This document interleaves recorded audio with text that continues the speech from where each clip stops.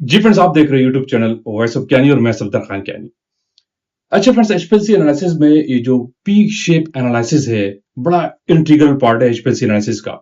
जो एनालिस्ट, जो HPLC user ये जज नहीं कर पाता कि कौन सा पीक सही है, कौन सा सही नहीं है, पीक को स्टडी कैसे करना है, पीक को एनालाइज कैसे करना है, तो वो एचपीएलसी एनालिसिस में प्रॉब्लम फेस करेगा।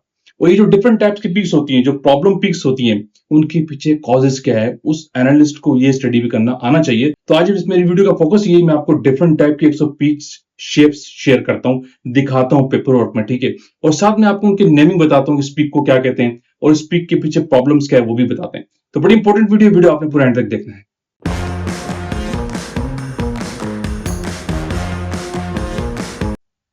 जी फ्रेंड्स, अब डिस्कस करते हैं डिफरेंट टाइप्स की पीक शेप जो एचपीएलसी एनालिसिस में एचपीएलसी एनालिस्ट को लाजमी आइडिया हो कि ये पीक क्या है और ये एक्सेप्टेबल है क्या नहीं है। सबसे नंबर वन पे जो पीक है हमारे पास, इसको हम आज कंसीडर कर रहे हैं, ये है, इसको हम कहते हैं सिमेट्रिकल पीक।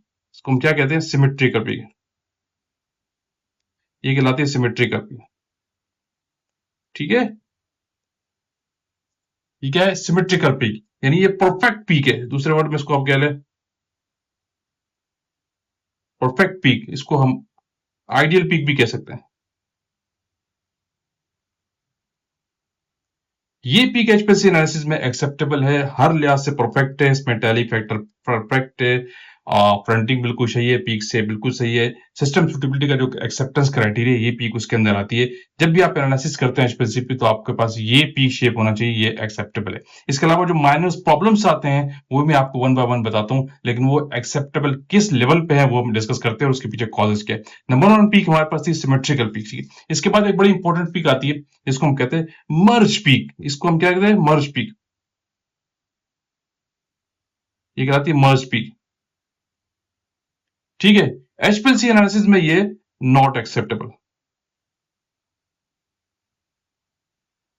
ये एक्सेप्टेबल नहीं है, ठीक है। ऐसी भी अगर आपकी एचपीएलसी एनालिसिस में किसी कंपाउंड की आती है, तो आपकी एनालिसिस आगे नहीं जाएगी, इसको हम एक्सेप्ट नहीं कर सकते। इसके पीछे कॉजेस क्या है? देखिए, मुझे क्या है कि एक पीक आपकी यहां मर्ज हो गई, दूसरी पीक ये, दो पीक्स आपस में मर्ज हो गई, जो किसी भी लिहाज से एचपीएलसी एनालिसिस में आपको रिजल्ट कैलकुलेट करने में हेल्पफुल नहीं रहेगा। इसके पीछे कॉजेस बहुत सारे।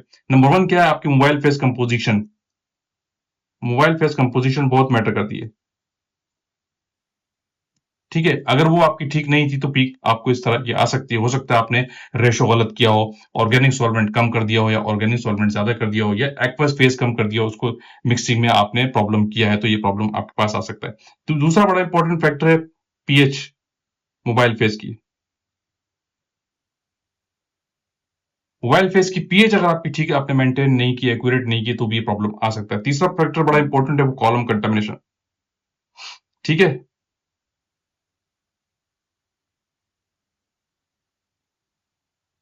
ठीक है, कॉलम कंटामिनेशन या ओवरलोड, या आपका कॉलम कंटामिनेटेड था या ओवरलोड है, या उसकी एफिशिएंसी डाउन हो गई है। कॉलम एफिशिएंसी डाउन हो गई तो भी आपका पीक मर्ज होने के चांसेस बढ़ जाएंगे। पीक कॉलम ठीक तरीके से वॉश नहीं था, स्पेसिफाइड नहीं था, तो आपको इस तरह के प्रॉब्लम फेस होते हैं।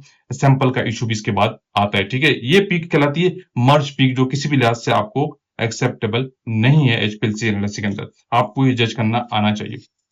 तीसरी बड़ी इंपॉर्टेंट पीक है, जिसको हम कहते हैं ब्रॉड पीक। ये आपने देखा होगा अक्सर एचपीएलसी एनालिसिस में आपके पास आती है, ठीक है। क्या ये एक्सेप्टेबल है या नहीं? तो ये एक्सेप्टेबल नहीं है। अगर स्पेसिफिक लिमिट में आ रही है तो ठीक है, वरना नहीं। ब्रॉड पीक आपके एचपीएलसी एनालिसिस में एक्सेप्टेबल नहीं है, सिमेट्रिकल क्राइटेरिया पे नहीं आती है, सिस्टम सुटेबिलिटी के क्राइटेरिया पे ये नहीं आती। ब्रॉड पीक के पीछे कॉजेस क्या हो सकते हैं, ये आपको पता होना चाहिए। कॉजेस क्या है? नंबर वन, इसमें जो इस तरह की पीक आप फेस करते हैं, उसके भी क्या होते हैं? Higher concentration. आपने सैंपल कंसंट्रेशन बहुत ज्यादा हाई कर दी, तो आपको ये ब्रॉड पीक होने के चांसेस बढ़ जाएंगे, ठीक है। नंबर दो, कॉलम कंटामिनेशन। यहाँ पे भी मैटर करता है कॉलम कंटामिनेशन। अगर आपका कॉलम कंटामिनेटेड है, तो भी आप इस तरह का प्रॉब्लम फेस कर सकते हैं। नंबर थर्ड इश्यू इसके पीछे ये हो सकता है कि सैंपल नॉट डिसॉल्व प्रॉपर्ली।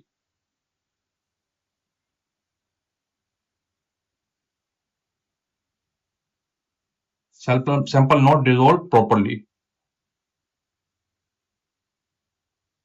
आपने सैंपल को ठीक तरीके से डिसॉल्व नहीं किया तो भी आपको ऐसा प्रॉब्लम हो सकता है। कॉलम ओवरलोड है, ऐसा प्रॉब्लम होगा। कॉलम कंटामिनेटेड है, ऐसा प्रॉब्लम होगा। या सबसे बड़ा जो इंपॉर्टेंट फैक्टर है वो है, आपने अगर सैंपल की कंसंट्रेशन बहुत हाई पीपीएम का सैंपल लगाया तो आपको इस तरह की ब्रॉड पीक आ सकती है। तो ये ब्रॉड पीक एचपीएलसी एनालिसिस में एक्सेप्टेबल नहीं है। ठीक है, नंबर थर्ड। नंबर फोर्थ पे एक बड़ी इंपॉर्टेंट पीक है, इसको हम कहते हैं फ्लैट पीक। इसको हम क्या कहते हैं? Flat peak. एचपीएलसी एनालिसिस में एक्सेप्टेबल है क्या? नहीं, तो ये नॉट एक्सेप्टेबल, ये एक्सेप्टेबल नहीं है एचपीएलसी एनालिसिस के पीछे। अब इसके पीछे कॉजेज क्या है? इसको क्या कहते हैं? Flat peak. कॉजेज क्या है? कॉजेज नंबर वन जो है एचपीएलसी फ्लैट पीक के अंदर, हाई कंसंट्रेशन। हाई कंसंट्रेशन बहुत मैटर करती है। यहाँ पे भी आपने इतना ज्यादा कंसंट्रेशन का सैंपल लगाया कि वो एट्यूनेशन से बाहर चला गया, पीक बिल्कुल फ्लैट हो गई। आपके जो जूमिंग एरिया था उससे पीक बाहर चली गई बहुत ज्यादा, और आपको इस तरह करके बोर्ड आ रही है।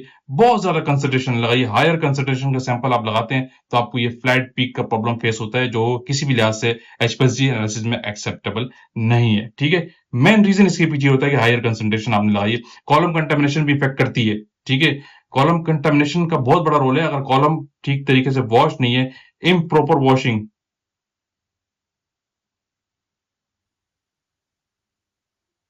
इम्प्रॉपर वॉश्ड कॉलम, अगर आपने कॉलम को ठीक तरीके से वॉश भी नहीं किया तो भी ऐसा प्रॉब्लम आपके सामने आ सकता है। लेकिन मेन रीजन है वो हायर कंसंट्रेशन का है। क्लियर है? यहाँ पे एक और बड़ी इंपॉर्टेंट पीक जो बहुत ज्यादा रूटीन प्रॉब्लम है, इसको हम कहते हैं टेल पीक। ये पीक टेल होगी, आपको पता है ये पीक की शेप क्या है? देखो, यूं पीक आ रही है, बिल्कुल परफेक्ट जा रही है, और ये एरिया से पीक टेल कर गई।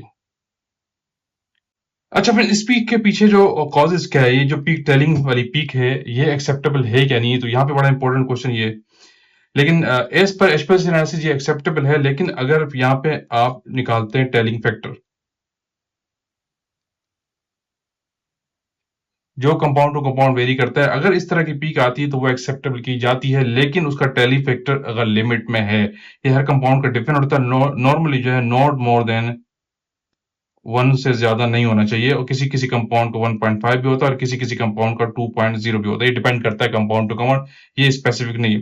अगर टेलिंग फैक्टर की लिमिट में आ रहा है टेलिंग फैक्टर, तो फिर ये पीक एक्सेप्टेबल होती है। और इस तरह की पीक जो है आपको एचपीएलसी एनालिसिस में फेस करना पड़ती है। कहीं पे बहुत ज्यादा टेलिंग फैक्टर आता है, कहीं पे कम होता है। तो ये अगर आपका फैक्टर निकालते हैं, ऐसी पीक आ जाए यानी टेल हो रही हो, तो फिर उसका टेलिंग फैक्टर निकाल के उसको एक्सेप्ट किया जाता है। और अगर वो टेलिंग फैक्टर लिमिट के अंदर है तो एक्सेप्टेबल है, वरना नहीं। अब इसके पीछे कॉजेज क्या है? देखिए, जब भी आपकी जो पीक टेल करती है, इसमें बड़ा इंपॉर्टेंट रोल है। सबसे पहला इंपॉर्टेंट पॉइंट मैं हमेशा कहता हूं, column contamination, column overload, column की एफिशिएंसी लो। अगर ये तीनों फैक्टर है तो पीक टेल होता है। ठीक है, ये हमेशा याद करना। दूसरी बड़ी इंपॉर्टेंट चीज है मोबाइल फेस की पीएच। अगर मोबाइल फेस की पीएच आप बहुत ज्यादा कर देते हैं, कम ज्यादा रेंज से आउट कर देते हैं, तो आरटी तो आपका शिफ्ट होगा ही होगा, तो आपकी पीक टेल भी कर सकती है। ठीक है, तीसरा बड़ा इंपॉर्टेंट फैक्टर है, अगर आपने हाई कंसंट्रेशन यूज की है, ये भी यहाँ पे याद रखिएगा। हायर कंसंट्रेशन जो है, तो इससे भी आपके मोबाइल फेस की सैंपल की हायर कंसंट्रेशन लगाते हैं तो भी आपका पीक टेल होने के चांसेस बढ़ जाते हैं। तो ये फिर डिफरेंट टाइप की पीक शेप जो आपको नॉर्मली फेस करनी पड़ती है। एक बड़ी इंपॉर्टेंट चीज और मैं यहाँ पे शेयर कर दूं, यहाँ पे ये होती है नॉइज पीक। इसको क्या कहते हैं? ये भी आप एचपीएलसी एनालिसिस में फेस करते हैं। ये बेस लाइन के बिल्कुल करीब हो जाती है। ये इसको इसको भी आप एचपीएलसी एनालिसिस में कैलकुलेट करते हैं। जो आपके सिस्टम सुटेबिलिटी की रिपोर्ट निकालते हैं, उसका एक पैरामीटर है। इस पे आप सिग्नल टू नॉइज रेशियो निकाल रहे होते हैं। उस पे यही देख रहे होते हैं, जब बेस लाइन को एटेन्यूएशन पे लेके जाया जाता है तो ये नॉइजिंग जो है कितने परसेंट आ रही है। ठीक है, अगर ये लिमिट में आती तो ठीक है, वरना ये एक्सेप्टेबल नहीं है। ठीक है, तो इसके पीछे होने के कॉजेज क्या है? या तो आपका जो सिस्टम है उसके अंदर कहीं इंटरनल लीकेज है। इंटरनल लीकेज होगी तो इस तरह की आपको बेसलाइन के ऊपर नॉइजिंग शो हो सकती है। ठीक है, या आपकी कहीं एयर इंटरप्ट हो रही है, सिस्टम के अंदर एयर आ गया है, बबल है, तो भी आपको ऐसा एयर बबल जो होता है उससे भी आपको ये नॉइजेस ज्यादा बढ़ जाती है, आपको नजर आती है। सिस्टम में एयर आ गया, बबल आ गया, तो भी आपको ये नॉइज शो होगी। सिस्टम कंटामिनेटेड है तो भी शो हो सकती है, क्योंकि बेस लाइन अगर ठीक तरीके से स्टेबल आपने नहीं किया तो। ठीक है, दूसरा जो बड़ी इंपॉर्टेंट चीज है वो है, मैंने आपको कहा कि सिस्टम के अंदर कई इंटरनल लीकेज है तो भी आपको ये नॉइज बेस लाइन के ऊपर नजर आएंगी, बहुत माइनर टाइप की इस तरह की चीज। ठीक है, तो ये डिफरेंट टाइप की पिक्चर्स है, और जो एचपी एनालिसिस है उसको इस बारे में एनालिस्ट को यूजर को, एचपीएलसी यूजर को आइडिया हो कि डिफरेंट टाइप की पीक शेप को कैसे जज किया जाता है।